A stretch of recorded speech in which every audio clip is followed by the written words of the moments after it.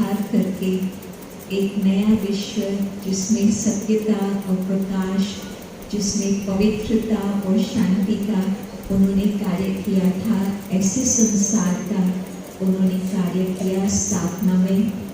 तो आज आप उन्हों को ही देख रहे हैं जिन्होंने ऐसे कार्य के लिए पान का बीड़ा उठाया है कि हम भी उसमें अपना मन, वचन, कर्म सब कुछ समर्पित करके भगवान के कार्य में हम खूब तालियां बजाओ हमारे के लिए।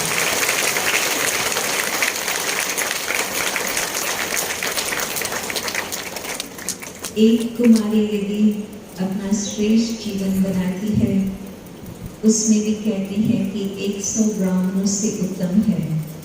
परंतु इतनी सब कुमारियों ने संगठित रूप से न केवल अपने जीवन को श्रेष्ठ बनाया है, परंतु जैसे आप सुन रहे थे, कुछ समय से लेकर वो पूरी ट्रेनिंग लेकर के सेंटर पर सारा अनुभव करके, फिर सोच समझ करके, विचार करके गहराई से कि मुझे किस राह पर चलना है और कौन से कार्य मुझे जीवन में, पर्पस ऑफ लाइफ क्या है, वो सब बातें सोच करके इन्होंने ये निर्णय लिया है।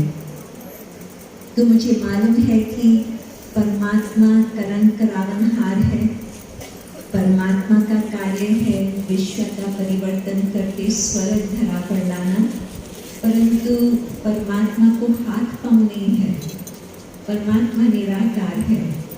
तो परमात्मा अनेक आत्माओं के द्वारा, खास करके माताओं और कन्याओं के द्वारा स्वर्ग की स्थापना कर रही हैं। वैसे तो लोग कुछ भी कहे, परंतु हम तो मानते हैं कि नारी है स्वर्ग का द्वार खोलने वाली। अभी आप देख रहे, बिल्कुल भाई लोग भी हमारे साथ है और भाई लोग भी इस बात को स्वीकार करेंगे कि हाँ, परमात्मा ने ये बहुत ही अच्छा कार्य शुरू किया है जिसमें कन्याओं और बहनों को, माताओं को आगे रखा है। क्योंकि जो मातृ गुण है आप देखेंगे उसमें प्रेम, करुणा भावना, समर्पण भावना, एक ये बहुत स्वाभाविक रीति से बचपन से ही उन्हों के अंदर वो गुण चलते हैं। दादी जानकी की तो अनेक कहानियाँ मैं आपको सुना सकती, क्योंकि बचपन से ही मैं उन्हों को देखती थी और फिर 40 वर्ष में साथ में लंदन में एक ही कमरे में दादी के साथ रही। और हंसा बहन भी बहुत समय तक लंदन में भी दादी के साथ रही और फिर भारत में दादी के साथ 15 वर्ष तक सेवा करते रहे इकट्ठे। तो उनके पास भी अद्भुत खजाने हैं। परंतु दादी जब 9 साल की थी तो उसकी माँ का कुछ तबीयत ऐसे था, परंतु 9 वर्ष की उम्र में वो अपनी और छोटी बहनें और एक छोटा भाई उन्हों को संभालती थी।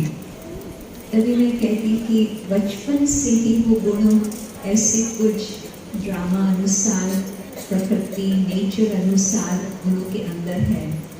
तो भगवान ने जब ये सोचा कि मुझे नई सृष्टि रचनी है, तो भगवान ने एक व्यक्ति को चुना, प्रजापिता ब्रह्मा बाबा, और उनके द्वारा फिर उसके बुद्धि में ये टच किया कि यदि हमें नया संसार बनाना है तो जिस बात की इनइक्वालिटी है, बहुत दर्जा माताओं का कम किया गया है, उसको और आगे बढ़ाने के लिए, इक्वालिटी लाने के लिए कुछ ऐसा कदम उठाना होगा।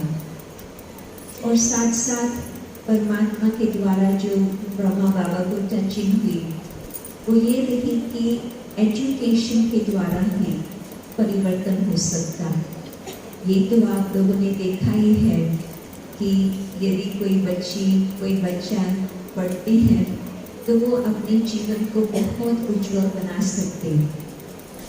परंतु कितने भी संसार में यूनिवर्सिटीज हो, पढ़ाई हो, परंतु आध्यात्मिकता की पढ़ाई यूनिवर्सिटी की एक ही है, ब्रह्मा कुमारीज ईश्वरीय विश्वविद्यालय।